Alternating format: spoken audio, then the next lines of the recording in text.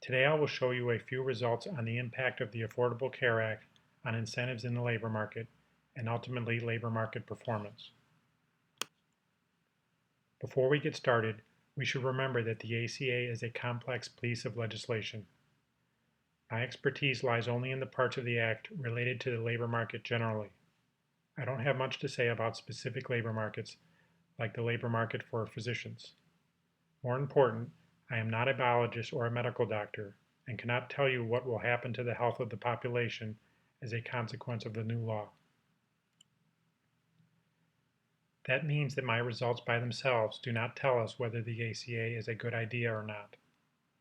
I hope somebody will combine the dollar amount of the labor market costs I'll show you with a dollar estimate of the health benefits to arrive at an overall cost-benefit conclusion.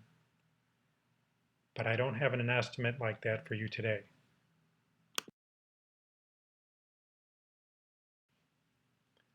I'll start with an introduction to the economic concept of tax distortions. It refers to the fact that businesses and households may change or distort their behavior in order to reduce taxes or to enhance their subsidies. It's a distortion because taxes and subsidies are creeping into decision making rather than, or in addition to, fundamental business and personal concerns. Take ethanol subsidies as an example, where gasoline refiners were given a tax credit on the basis of how many gallons of ethanol they produced. It encouraged refiners to make ethanol.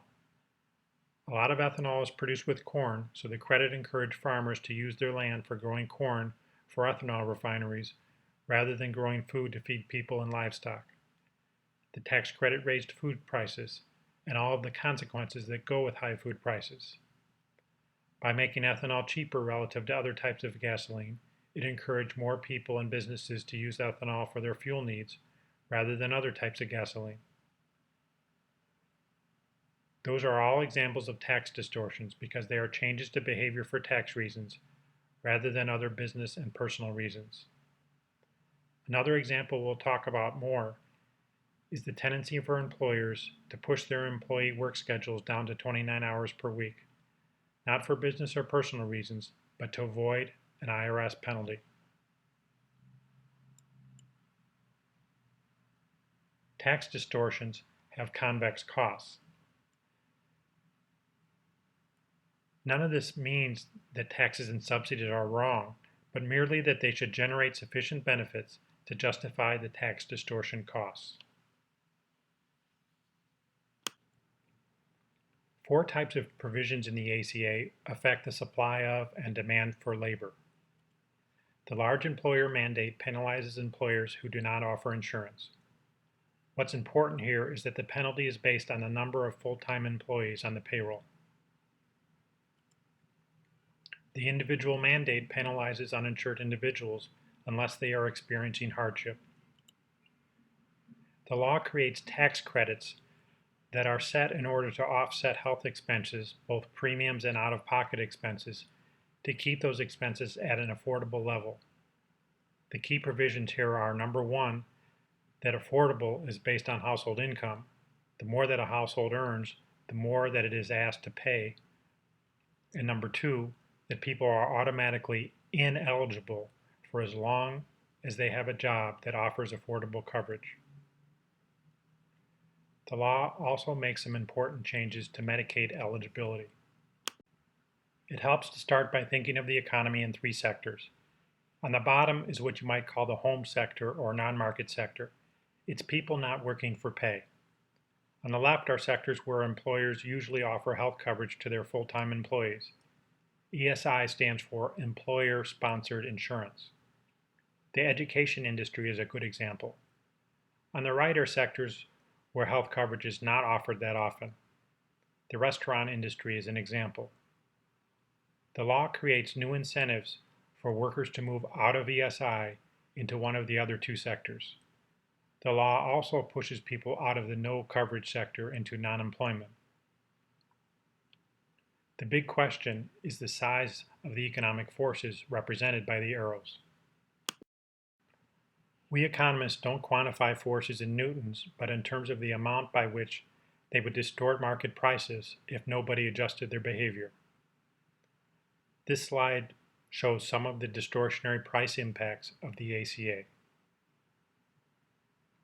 The ACA introduces a 30 log point wedge between employer cost and employee benefit in the market for low-skilled labor, which is to say that it increases employer costs about 30% relative to employee benefits. This first entry in the table is a measure of the economic forces represented by the downward arrows on the previous slide as they apply to low-skilled workers, because high employer costs and low employee benefits are a recipe for low employment rates. We understand that a goal of the ACA is to shrink the uninsured population, and perhaps another goal is to wean the country off of employer insurance. Nobody should be surprised that a few sectors shrink as these goals are pursued. But that's not what's in the next entry. The minus 0.18 entry means that the ACA induces different sectors to have significantly different incentives to use skilled labor rather than unskilled labor. It's a lot like the state of California that charges one price for water when it's used on a farm and a very different price when the water is used in somebody's bathtub. And of course, farmers in California are not allowed to resell their water to people with bathtubs. It's one thing when a sector grows at the expense of another, but the minus 0.18 entry is telling us about barriers to trade between sectors.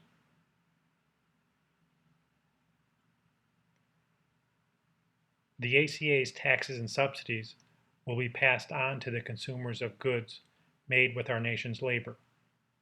The last two entries are estimates of how much consumer prices will change in selected sectors, as much as 12%. You cannot expect employers and employees to continue business as usual in the face of significant changes in what various types of labor cost. That's why the ACA will change the size of the labor market, move people and activity between sectors, change how workers get paid, and affect the government budget in a variety of surprising ways. Let's dig deeper into the reward to work. There isn't just one reward to work in the economy. It depends on occupation, demographic variables, place of work, etc.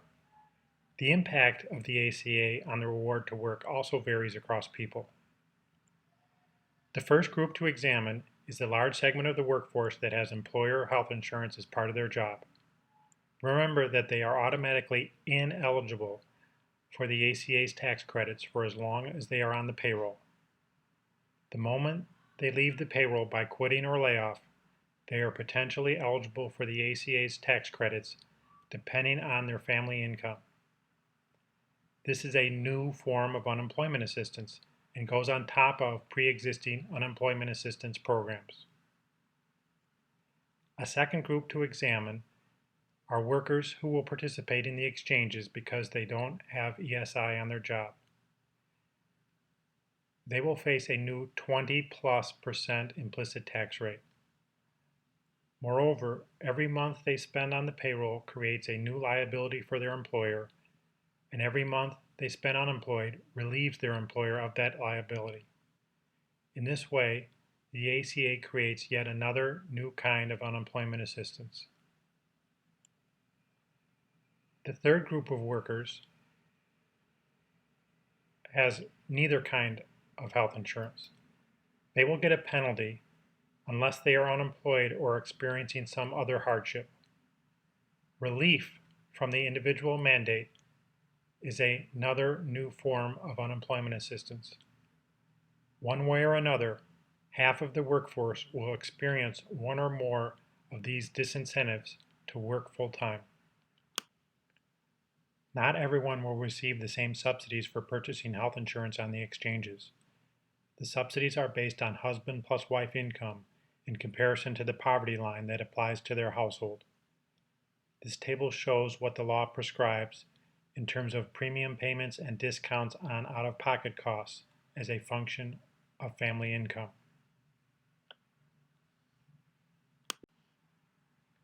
I've combined the two categories of assistance into a single total and graphed them versus family income. There's not a single number for the assistance amount because it depends on age and other variables, but graphed this way there is a pretty tight range that I have bounded in red and blue. Notice on both axes, income is not expressed in dollars, but instead as a ratio to the federal poverty line. That's just a question of units, but using these units means that we can use one chart for any family size.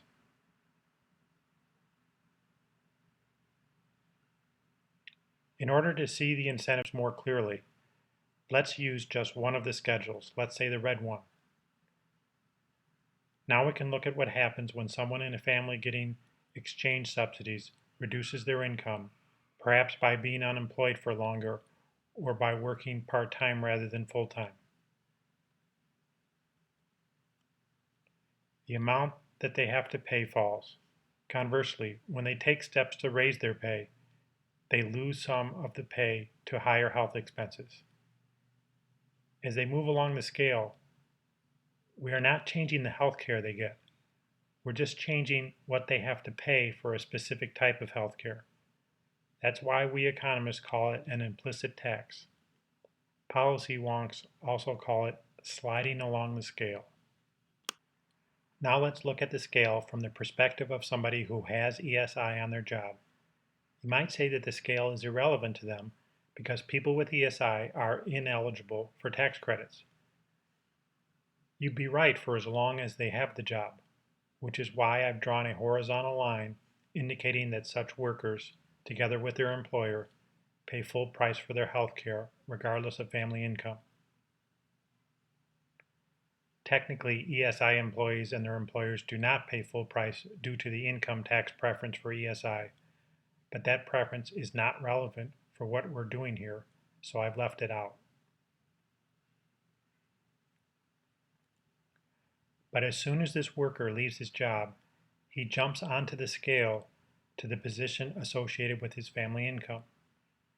The length of the arrow is the amount of the subsidy he gets for each month he remains off the job. I call this jumping onto the income scale for health payments. Here's an example of some of the amazing disincentives that come with jumping onto the scale. It relates to the incentives to work part-time rather than full-time. The full-time position has ESI, and the part-time worker has to get insured on the exchanges. The example is for calendar year 2014, which means that the employer penalty has nothing to do with this. Employer penalties are delayed until 2015. At the top of the table, we have employee costs on a weekly basis, the time that has to be worked, and work expenses like commuting or childcare. Next, we have the employer costs, which total $26 per hour for either position. This is just an illustration, but it's important to notice that we're not talking about minimum wage jobs here. Naturally, one part-time employee costs less than a full-time employee on a weekly basis because the part-time employee works less. Next, we have health costs, only some of which fall on the employer. Both positions have the same total health costs of $17,300 per year. What's different is how the health costs are paid. By design, the exchange plan has greater out-of-pocket costs, at least before the discounts. The employer pays nothing under the exchange plans. The ACA pays only for the exchange plans. So the mere decision to work part-time rather than full-time turns on almost $15,000 worth of subsidies.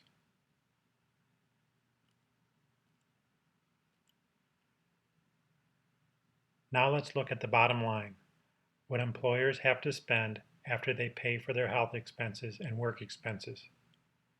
The part-time employee has more.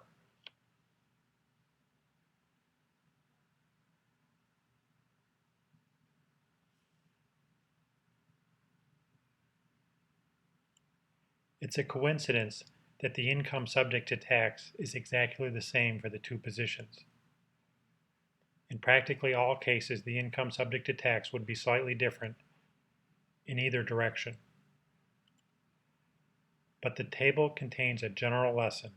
Moving from full-time employment to part-time employment can trigger generous assistance with health premiums and out-of-pocket expenses that can offset much of the income lost due to reduced work hours. We cannot forget the employer penalties. You've probably heard about the fact that many employers will have no penalty. You probably also heard about the $2,000 penalty per full-time employee per year. But often forgotten is that $40,000 can be owed annually on the 50th employee. There's not many businesses that are considering 49 versus 50 employees, but for those who are, this penalty is huge. A full appreciation of the size of the penalty also requires us to recognize the business tax treatment of the penalty. From the employer's point of view, a $2,000 ACA penalty is equivalent to a $3,046 salary cut for employees. To see this, let's look at what happens to an employer's cash flow when he incurs the penalty and cuts salary by $3,046. By cutting wages, he also cuts his payroll tax liability because payroll taxes are, of course, levied on his payroll.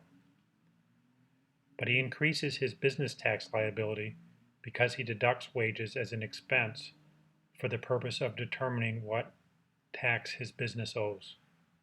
At a 39% rate, the $3,046 salary cut costs him an additional $1,279 in business taxes.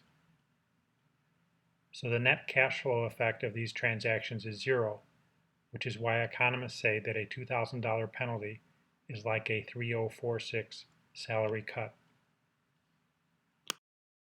I've shown you many of the big pieces. There are a few provisions of the ACA that encourage work, like moving people off of means-tested uncompensated care or mitigating so-called job lock.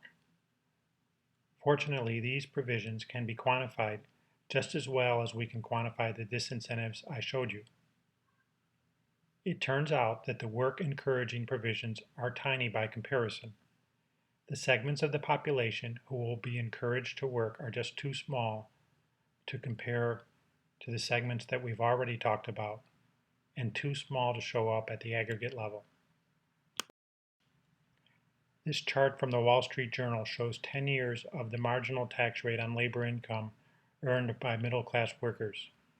A value of 40, for example, means that an employee gets 60% of his compensation as a consequence of working, with the government getting the other 40% through increased tax payments and reduced subsidy spending. The ACA is not the only big change during this time, but it's the most recent, potentially the most permanent, and by itself fully half of the reason that the tax rate will have gone from 40 to 50 in less than 10 years. The left bar takes the 5 percentage point increase from the ACA that I just showed you and decomposes it into the part coming from employer penalties and the part coming from marketplace subsidies. Most of the action is from the subsidies. The right bar does the same exercise for low-wage workers. Their marginal tax rates increase more than 10 percentage points. By comparing the two bars, you can see why the ACA's impact on the low-skilled labor market will be especially significant. So that's what's going on with incentives. Starting next year, people will gain less from working and lose less from not working. One point of view is that none of this matters for behavior and that business will continue as usual. I call that the income maximization fallacy, that all people supposedly will work as much as they can, regardless of the tax rate, as long as it's less than 100%. We know that's wrong from personal experience. We know plenty of people who do not maximize their income, but instead give some of it up for quality of life. High tax rates, even if they're less than 100%, make quality of life a lot cheaper from an individual's point of view. More important, decades of econometric research showed that incentives affect work behavior. On average, people adjust. That doesn't mean everybody always responds to everything, just that some of the people adjust, so that average work behavior changes more or less in proportion to incentives. Not only is income maximization a fallacy, it's a red herring in this case. As the average tax rates go past 50%, there will be pockets of the population where they go past 100% as a consequence of the ACA. Remember the part-time example I showed you earlier. An income maximizer facing that situation would work less rather than more. People are going to work less on average. The only way to conclude otherwise is to ignore the new incentives that are coming online. So those are the down arrows. Now let's look at the horizontal arrow, which represents the movement of employees and activity between business sectors. There are a lot of different types of work that people do in the economy, so I propose that we categorize this complexity. First, I organize workers by skill. Either they are low skill or high skill, which essentially reflects what they would earn if they were working full-time. Think of people working in three types of insurance situations: employer-sponsored insurance, exchange plans, and a residual category that I call uninsured. That last category technically includes various public insurance like Medicaid, veterans programs, etc., although not many workers participate in those. There are a lot of different tax rates on both sides of the market.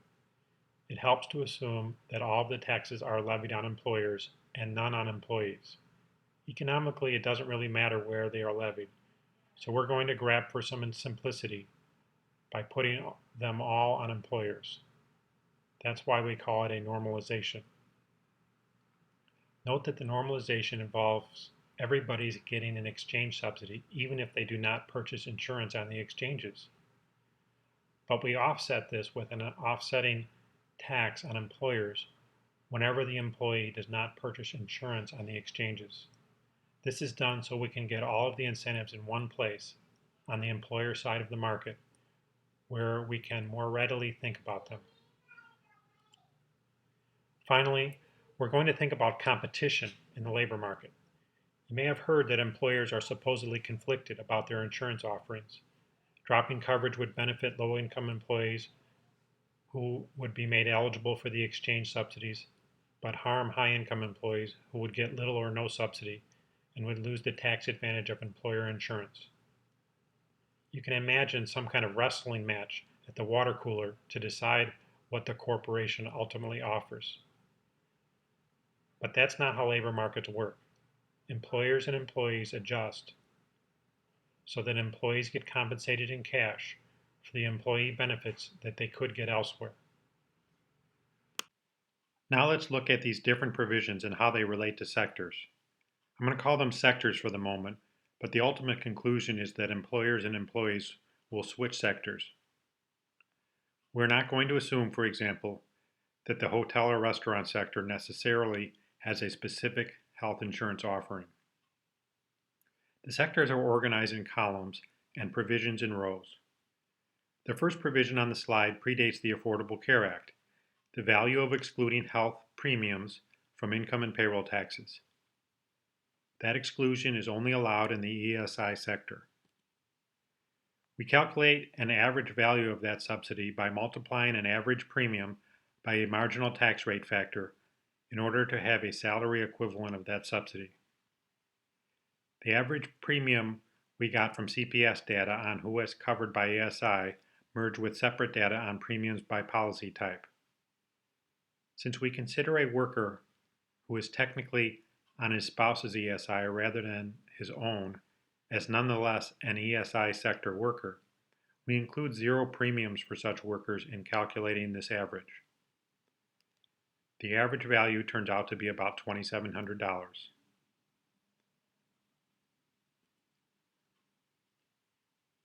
The first ACA provision is the employer penalty.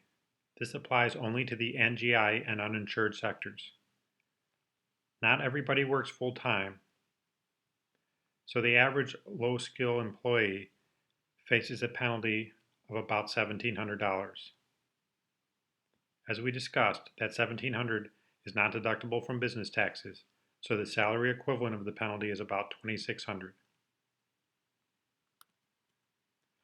Let me jump to the big one, the exchange subsidy. Remember our normalization. Everyone gets it, but then it's clawed back from employers of ineligible employees. That's why the clawback is listed here as a tax and why it applies to the ESI and uninsured sectors. For low-skilled workers, the average subsidy would be about $7,600 if they were in the right sector. That's a tax credit, after-tax dollars, so we convert it to a salary equivalent with a marginal tax rate factor and then get about $10,000.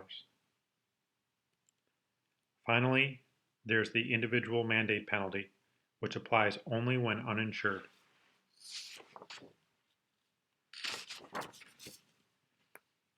Now we add them up. The ESI sector has 3 provisions totaling about $7,600. The NGI sector has 1 provision. The uninsured sector has 3 provisions. These amounts apply to a full year employee, so our last line adjusts for the average weeks worked per year. Now we took Table 3's bottom line and recorded it in Table 2. Then we repeated the exercise for high-skilled workers, and then for both types of workers without the ACA. We convert these dollar amounts to employer tax rates, percentages, by dividing by total compensation and combining with the employer payroll tax rate for FICA. Some of these rates are pretty large.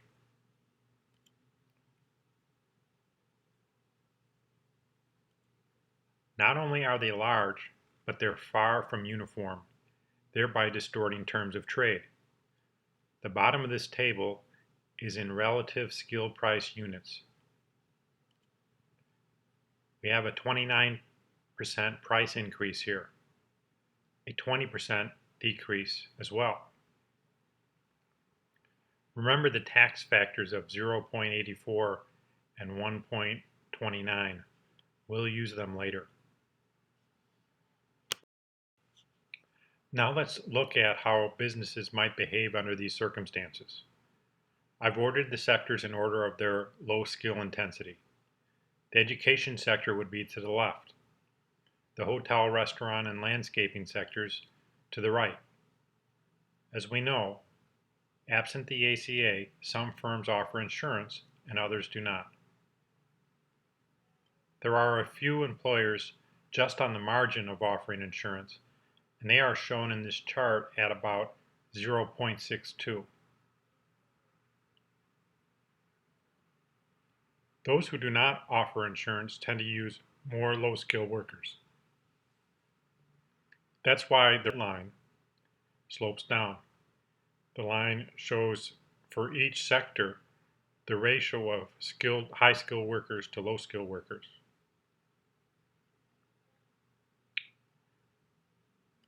But there's also a wiggle in this line.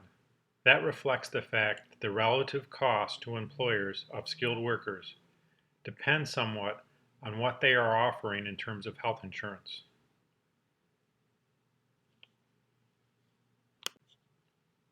Now let's look at the ACA. Now we have a new range of insurance options, the exchanges, which tend to be in the middle. The most skill-intensive sectors will still have employer-sponsored insurance. Just to their right will be medium skill-intensive sectors, whose employees will be on the exchanges. The uninsured will still be among the least skilled.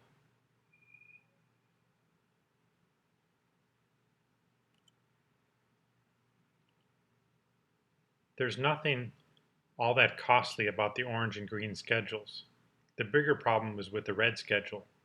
It has 2 jumps that derive from the fact that two fairly similar businesses in terms of the way they should do business will have sharply different workforces merely because they have different insurance offerings. The sectors to the left are supposed to use relatively many skill-intensive workers. That's how they do business. But the left-hand jump in the red curve indicates that the ACA pushes them beyond what's efficient. The sectors in the middle will be using too few skilled employees. This is one of the reasons why the ACA will reduce productivity. I've shown you some remarkable impacts on incentives in the labor market. But here's what the Department of Health and Human Services says. The experience in Massachusetts suggests that the healthcare law will improve the affordability and accessibility of healthcare without significantly affecting the labor market. Let me say that I essentially agree that Massachusetts' labor market did not change significantly relative to the rest of the country after Romneycare came in. Yet, as you can see, I don't agree with the next step in the logic that says the ACA won't significantly affect the labor market. What gives? The kinds of calculations I showed you for the ACA can be done for Romneycare too, and I've done them. The incentives in Romneycare are quite different. The Massachusetts health reform leveraged the federal tax exclusion for employer insurance, whereas the ACA tries to wean people off of it. The ACA's employer penalty is 11 times greater than Massachusetts health reforms. Unlike the ACA, the Massachusetts health reform did not introduce subsidized coverage for the unemployed. The Massachusetts health reform subsidies are available for only 5 plans that apparently eligible residents do not find very desirable because they don't sign up.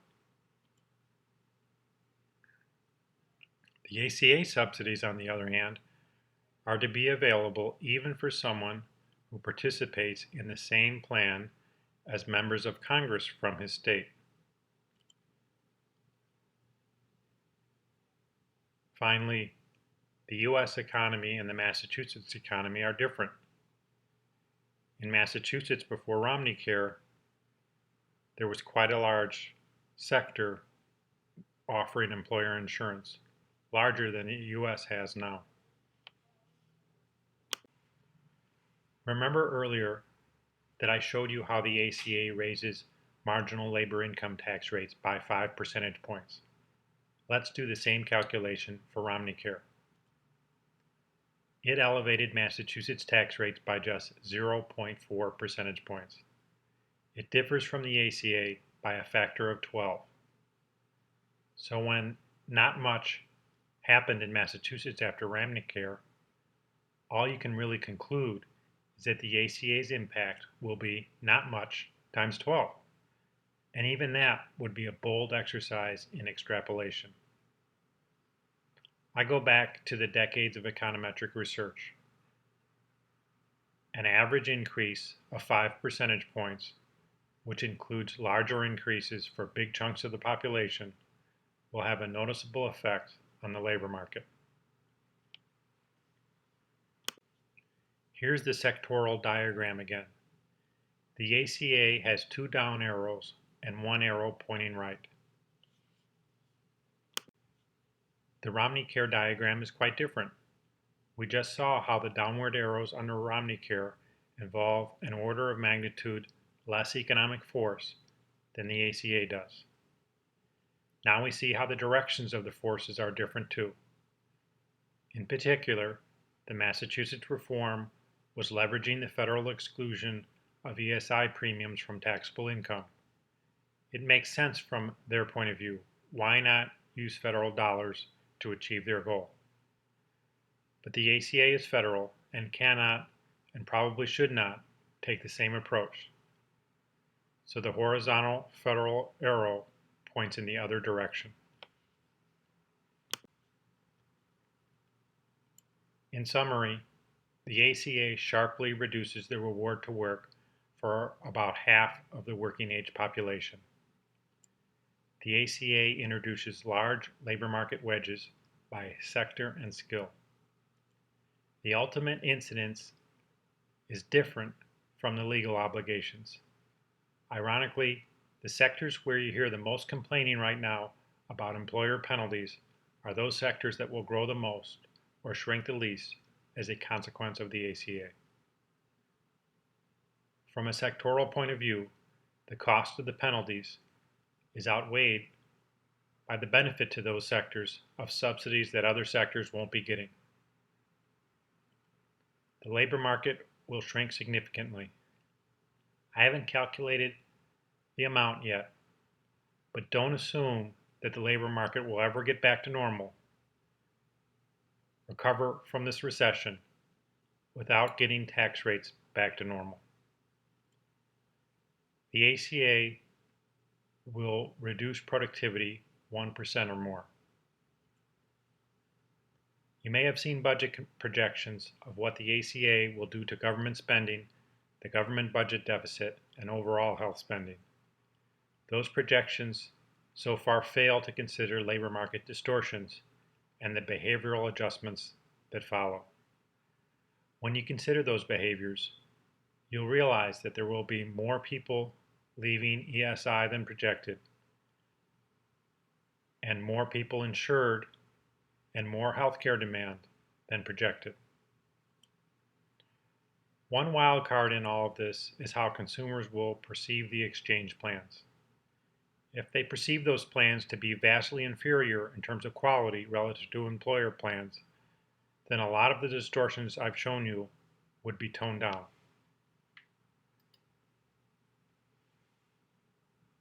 We'll see what happens. Thank you.